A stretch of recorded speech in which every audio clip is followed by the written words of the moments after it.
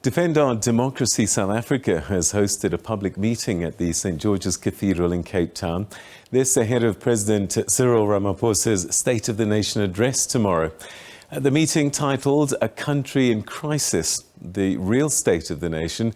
Well, for more on this, we're now joined by Nonkululeko Mntambo, who's the Communications Officer for Defend Our Democracy. Thanks very much indeed for joining us. Welcome to the programme. Thank you so much for having us. What was your motivation for holding this meeting today, and what was your main message? So the motivation was an understanding that if we as a country are going to be made to pay for the government's mistakes, it is then only fair that we as a country get to speak to the government directly in terms of how we experience the state of the nation, which is the most authentic view of it.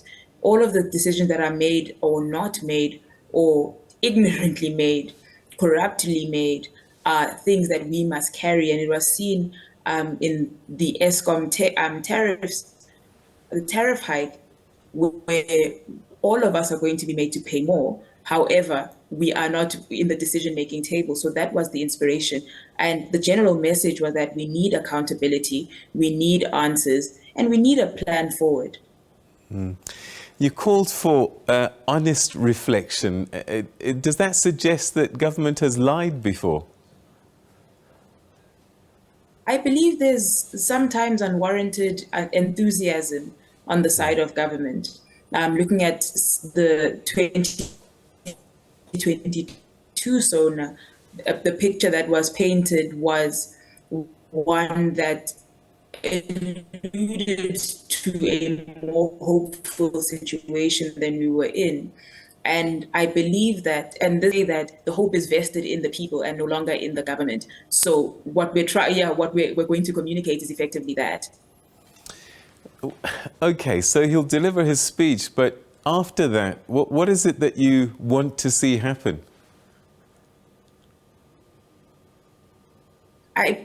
Coming from the event tonight, many of the speakers expressed that they actually aren't looking forward to tomorrow's address because they already know what's going to be said. And it is from that point that everyone is saying we need a plan. I think the SONA itself, it could even miss us for all we care at this point. We need a plan as to how we're going to move forward.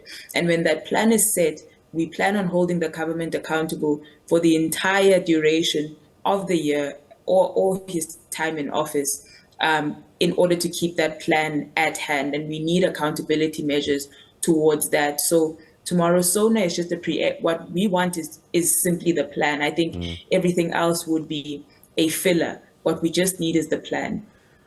And from there, our plan is to keep that plan going for the rest of the year.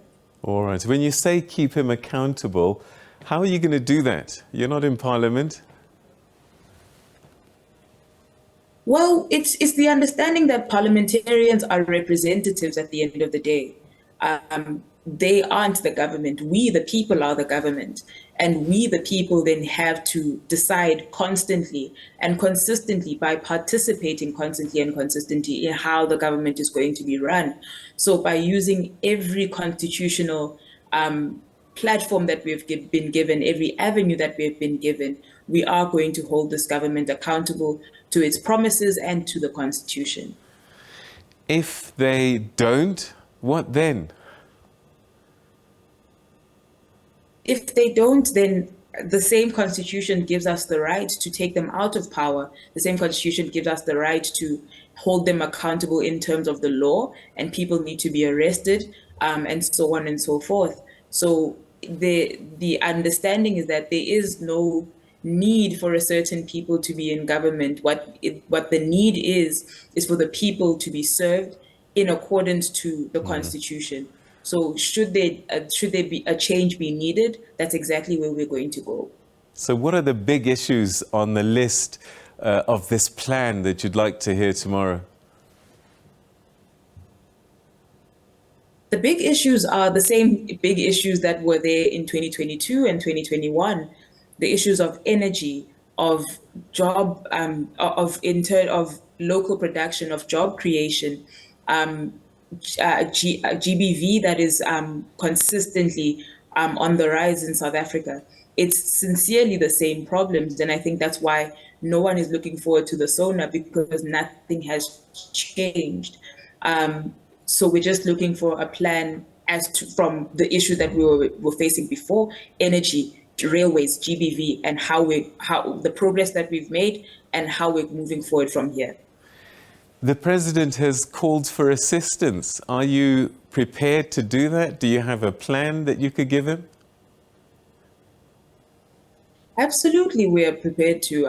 We delivered a memorandum to the presidency today, and he acknowledged its receipt. And I think that's the first step in a very long conversation we're planning to have with the state. But we, as civil society organizations, activists, community networks, have always been willing to help. The problem is that we're not engaged, that the government at a local level is dysfunctional, and we then are denied the platforms in which we can make that change. So absolutely, we've always been ready, willing, and able to assist in the running of this country, as is our constitutional right. We are sincerely being barred by corruption and ineffectiveness.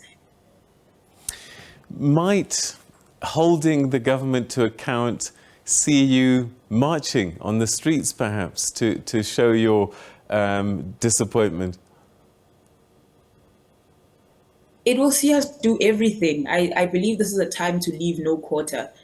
So if it is advocacy, if it is a sit-in, if it is marching, it is whatever that is constitutionally enshrined and is necessary at that moment.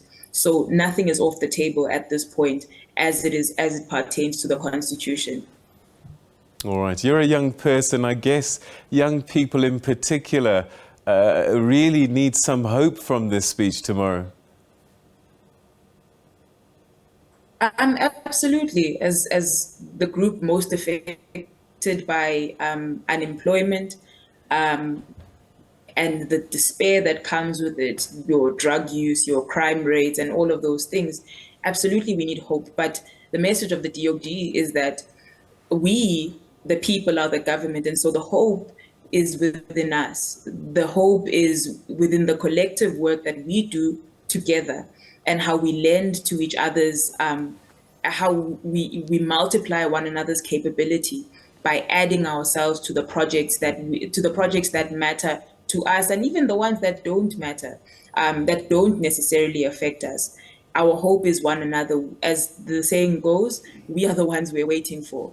And that's the one hope that we can hold until the end of time. Ms. Mntambo, we're going to have to leave it there. Thank you very much indeed for joining us and sharing your thoughts and hopes going forward. Thanks for your time.